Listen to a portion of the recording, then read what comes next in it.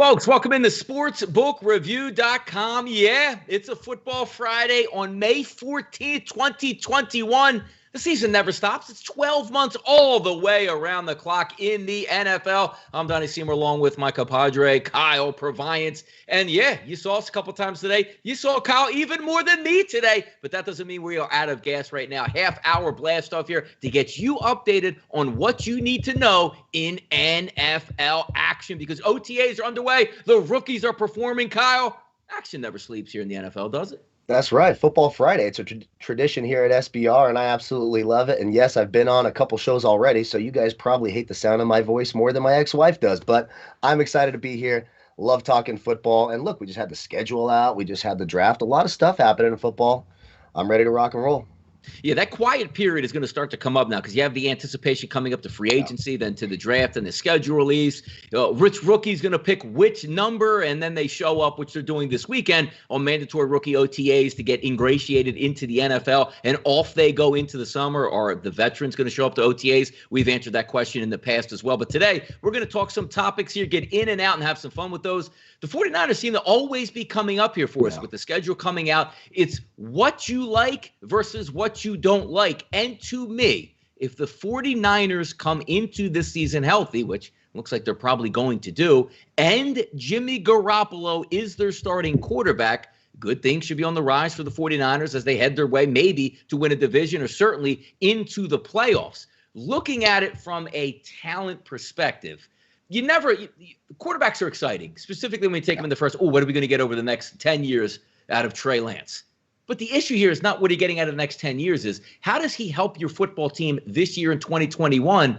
Or also, Kyle, how does Jimmy Garoppolo help Trey Lance take his job? Yeah, it's a very interesting dichotomy right there, right? Does Jimmy Garoppolo actually help him? And he's sort of been in Trey Lance's position under Tom Brady in New England there, so it's interesting.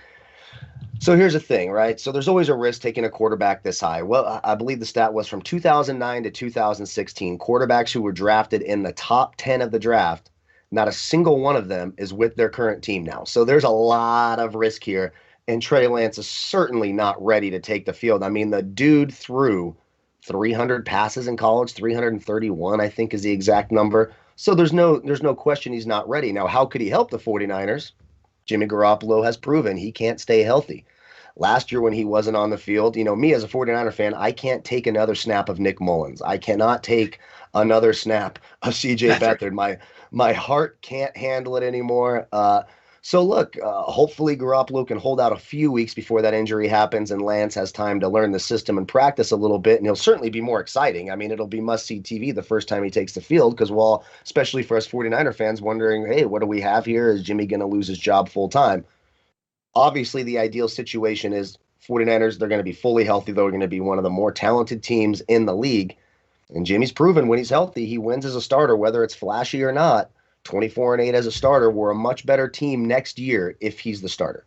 You know what's interesting about this? Because this comes up at all levels of sports, baseball, football, basketball, where the next guy in line is there. And it's different. If it's, let's just say, in college, right? You're the starter your sophomore year. You head into your junior year. This hotshot kid is coming up from behind, and you're supposed to be a good teammate. And, hey, we're in film room. Hey, did you see this guy blitzing off the edge here? Or watch this linebacker dropping this coverage on his own blitz. But it's still human nature to say, look, I don't really want to help this guy. I know the plays. I'm not trying to help this guy know the plays so he can eventually take my job. But let's just say you're talking from a college perspective again. There's no money involved in that situation. It's just, boy, I'm trying to live out my dreams here and be a college quarterback, and this guy's probably going to take my job. My coach keeps saying, hey, get over there with Seymour and learn the playbook with him. I'm like, man, I don't feel like teaching this guy the playbook so he can take my job. But when you do it in the NFL, there's still an element of pride that comes along with it. But if you're telling Jimmy G, and Shanahan sits him down and says, hey, look, right, we know what it is. This is a business. He's eventually going to take your job. How well you play to hold him off, that's going to be up to you. But let's just say he gets him ready to take his job and he takes it. Jimmy G goes home with $100 million in his pocket. It's a little bit different than me than just saying, this guy's going to take my job and my livelihood. Jimmy G's livelihood is set for life as a multi-millionaire. You right? Yeah, exactly. And if he stays healthy and has a good year and the Niners make the playoffs, Yep. even if Trey Lance does take Yeah. over, other teams are going to want him, and he'll be a premium trade acquisition, and he'll be the starter.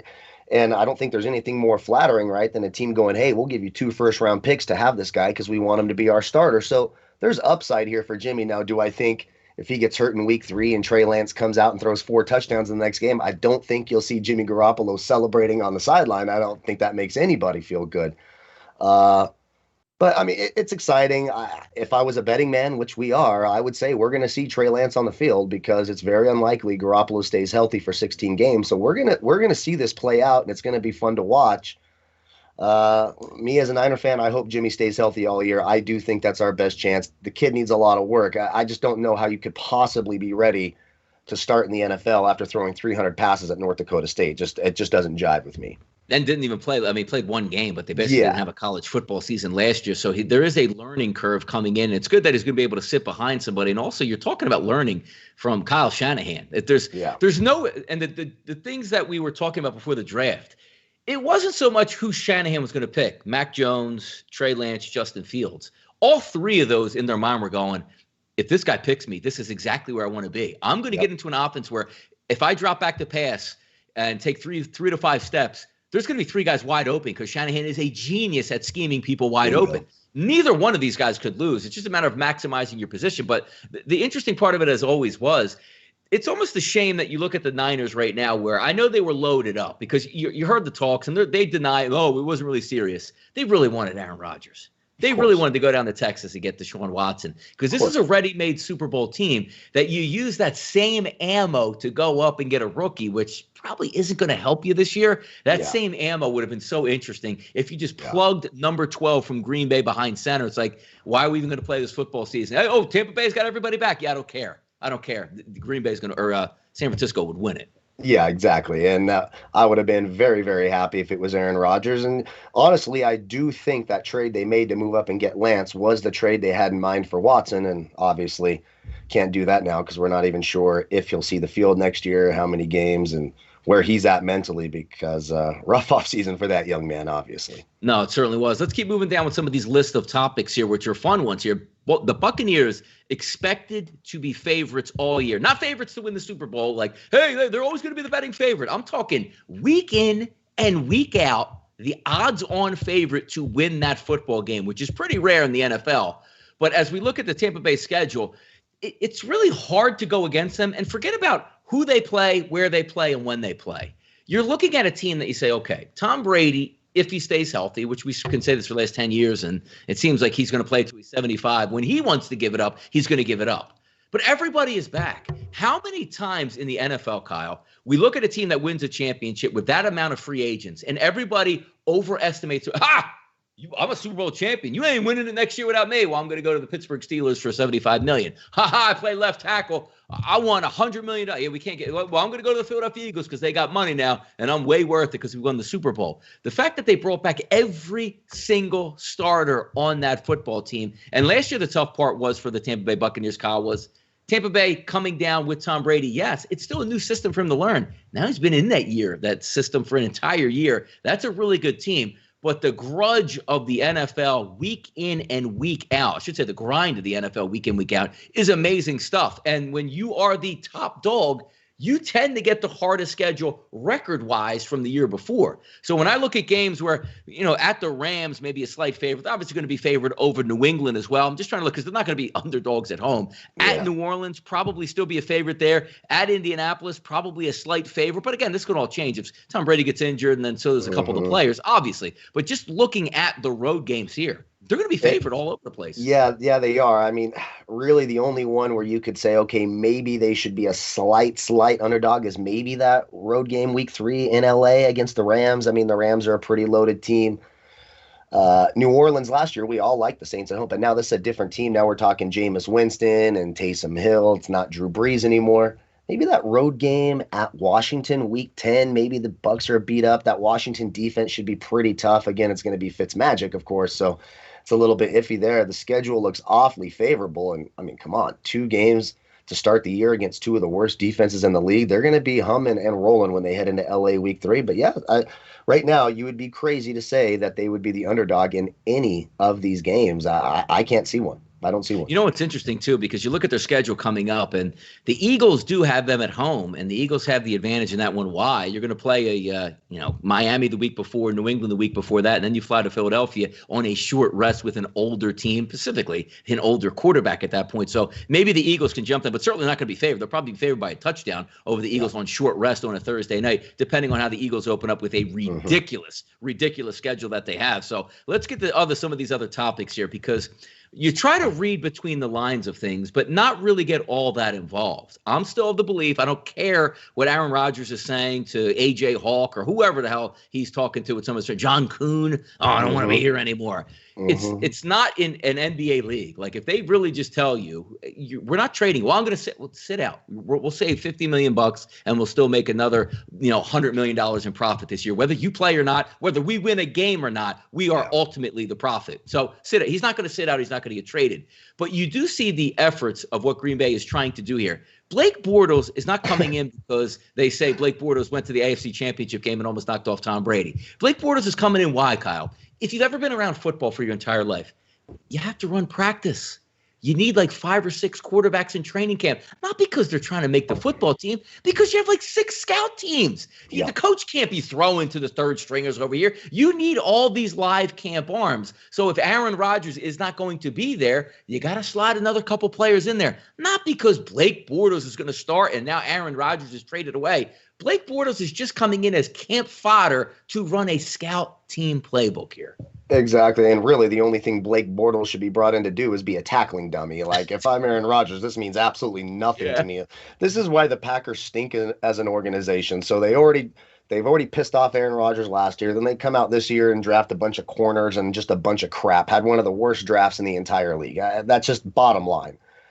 And now he's supposed to be moved because you brought in Blake Bortles to practice? You may as well have brought in Vinny Testaverde. Hell, see what Bernie Kosar's up to and bring him in, because Blake Bortles, I can't think of is Johnny Manziel available?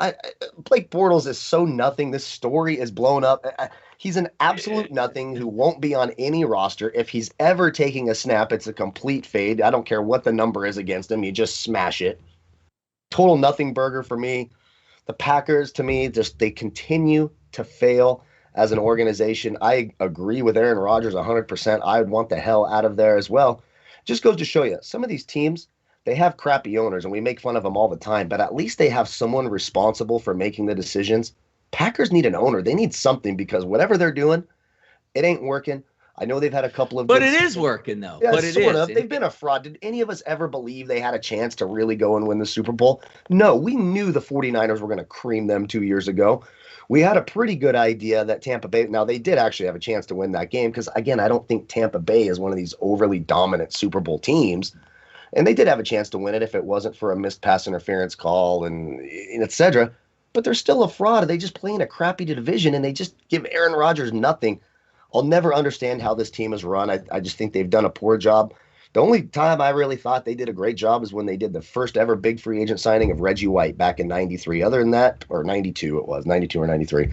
Other than that, this team doesn't have a clue. They just don't have a clue. There's two things where they hit a grand slam walk-off home run. One was when they traded for Brett Favre and got him a Hall of Fame, one of the best of all time. And number two is when they handed off the torch from Green Bay's, to Favre over to Aaron Rodgers. Yeah. So you basically had 25 years of elite quarterback play, which masks a lot of things at the franchise, because they're the franchise that'll tell you, and the beat writers and the national guys all buy into it. Oh, you don't have to sign a lot of free agents to be good. Just look like Green Bay. Green Bay has Aaron Rodgers. They don't have to sign anybody anywhere. It's a 12-win football team as long as he stays upright every single year. Now, whether they win the Super Bowl or make it to the Super Bowl, that's another story. They do have a couple Lombardis under their belt, one under Favre and obviously one under Aaron Rodgers as well. But I always get a laugh out of that, saying how well the organization is run. Yes, they have made some good draft picks. But have you seen this team over the years when Aaron Rodgers gets hurt? It is absolute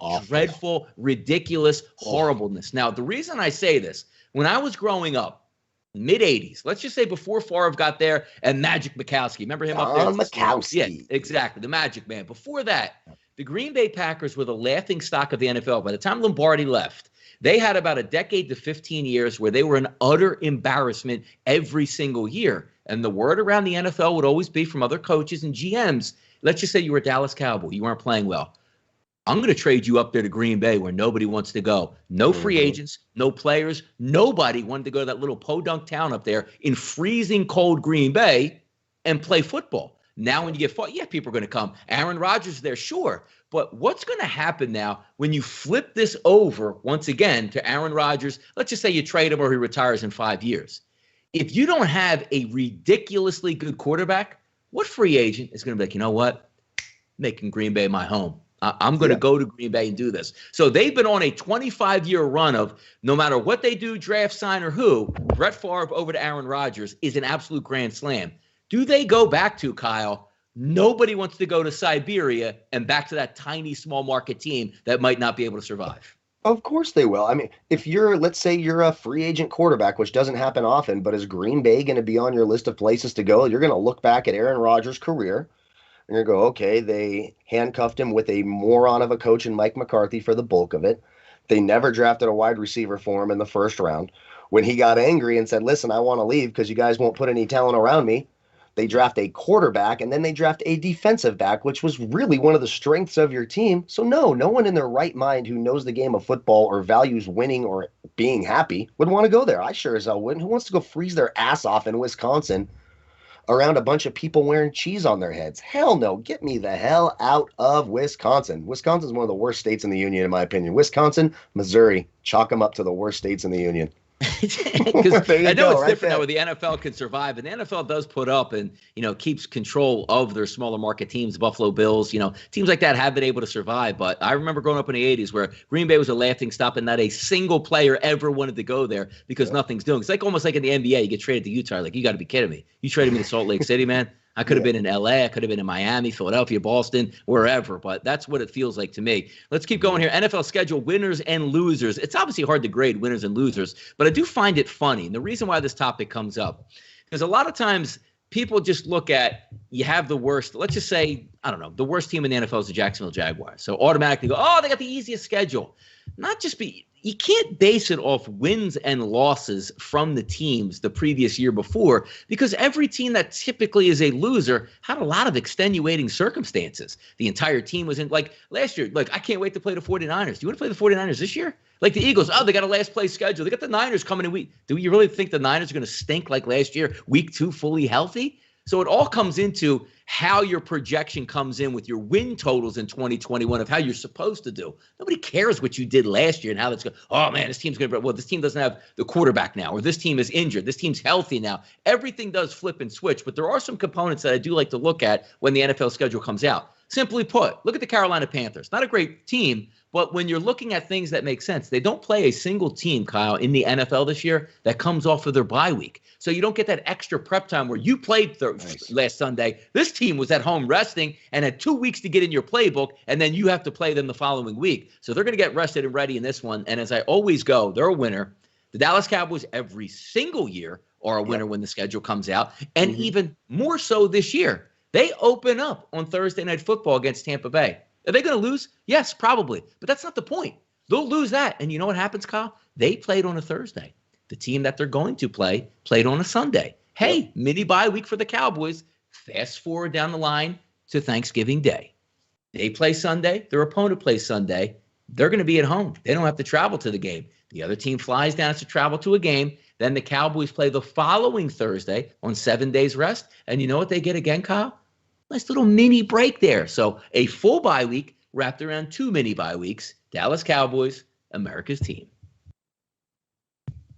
Yep, you're 100% right. And it's every single year. And I don't, it's just so frustrating with the Cowboys. I'm so sick of the Cowboys.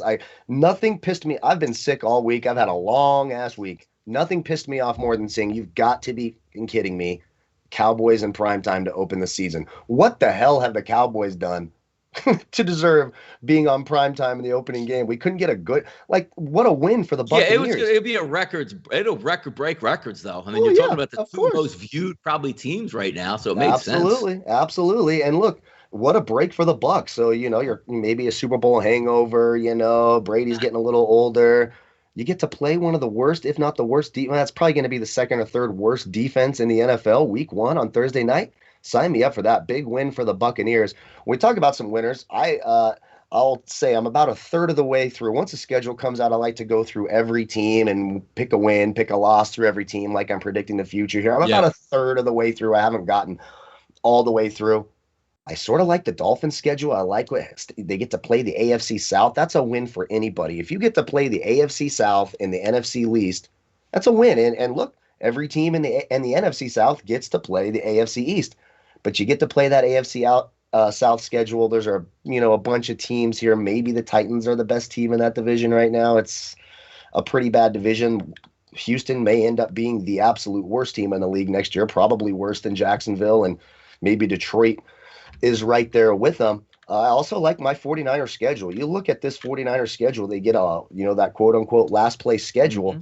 There's a lot of games they should win. They get some of those tough games out of the way early. I think my 49ers nailed it on the head. I'll tell you one team, the Pittsburgh Steelers, they got a rough haul. First of all, that division's going to be better. The Bengals are going to be better. The Browns are going to be better.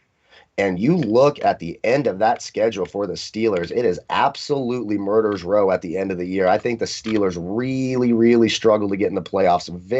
Just of the teams I've gone through, about the 10 or 11 teams I've gone through, they're the ones where I'm like, wow, there's a lot of regression in this schedule. It's going to be tough. And also, when I always like to compare it back to my Philadelphia Eagles, because theoretically they say they got an easy schedule, but not the way it sets up. And when you have a new coaching regime coming in, if the schedule eases up late in the season, it's almost like how you want the reverse. You want like the first 5 or 6 games to be the easy part of your schedule to get your feet wet and say, hey, man, we're 3-2 after 5 games. We can do this. Because when I look at the Eagles schedule coming up, and theoretically they're supposed to have an easy schedule, at the Falcons game 1, they're going to lose that game. Home against the San Francisco 49ers, they'll lose that too. On the road against Dallas, that's a loss. Kansas City Chiefs, that's a loss. So you're 0-4 and the pressure just mounts and you realize you're not going to the playoffs already. It's almost like the back end of the schedule doesn't even matter because human nature sets in where the fans are like, don't win any more games so we can get the number 1 pick. And the organization, which Howie Roseman will straight up tell your coach, you're going to bench everybody so I can get a better draft pick here. That's what happens in the NFL. But if it was the reverse where you got out 3-1 instead of 0-4, you have a different outlook throughout the rest of the season. So that's going to be interesting to try to keep an eye on. But we will follow along these scheduling quirks as we go and also keep abreast of who's going to win the Super Bowl with the odds, division winners. They're going to change also throughout the summer. On the Patriots, back to them. Grading their 21 season. Well, they haven't played it, of course. It's just so interesting to me. They struggled last year because they couldn't find a quarterback. They had nothing at quarterback. But you do have some of the best coaching of all time on the sidelines. So they go back this year, guys coming back off the COVID list. You go out, you have a flurry in free agency to even fortify that roster even more. But you come in with a terrible Cam Newton and a rookie. It's not as bad as what the 49ers are doing to me, because I thought if you upgraded with a really good veteran, you could make a run to the Super Bowl. If the Patriots went out and got a legitimate veteran quarterback, I think they would be in the playoffs. There's enough talent and coaching on this team to make the playoffs. But can we trust Mac Jones to get it done when he's going to be the starter a couple weeks into the season? I think it'd be hard to trust any quarterback outside those elite guys, because who the hell are they throwing to? I know they spent some money on a couple of tight ends, and I like Hunter Henry a lot, and I like Jonnu Smith a lot, but neither one of them have proven they can stay healthy. Neither one of them have been these Travis Kelce. They're not these elite guys. They're wide receivers. What? Nelson Aguilar? Gronk and Aaron Hernandez. It's like Gronk and Aaron Hernandez light out there. Like very light, like very, very poor man's versions of that. Nelson Aguilar and Jacoby Meyer. I mean, this is what I'm supposed to be afraid of in the Patriots offense. So look, I think the defense, they'll probably go back to being one of the top 5 defenses in the league, and Gilmore back, and getting some of those starters that sat out because of COVID. But I just don't see it on the offensive end. I like the pick of Mac Jones. I think they did the right thing getting Mac Jones. You need someone who can throw the ball, and he should be their week 1 starter. I don't know how you could trot Cam Newton out and expect anyone to take you seriously. And quite frankly, their schedule just on paper doesn't look all that bad. I mean, you get the Jets twice in the first 7 weeks. You get Houston, you get Dallas, you get a different New Orleans team. I mean, the 2 tough games in the first 7 weeks, Miami in week 1 at home, and then you get Tampa Bay at home, and what's going to be a massive game that we're going to get to here in just a moment. But they've got some winnable games here. The problem is I just don't see where the points come from. So, no, I say they're not a playoff team. it's going to take some sort of offensive miracle. That Damian Harris is going to have to run for 1,800 yards for this team to make the playoffs. The thing that doesn't make sense to me is, what do you want to be as a football team should always be the question. And Bill Belichick's not going to cut corners. He doesn't have, he's on the back end of his coaching career as opposed to being on the front end.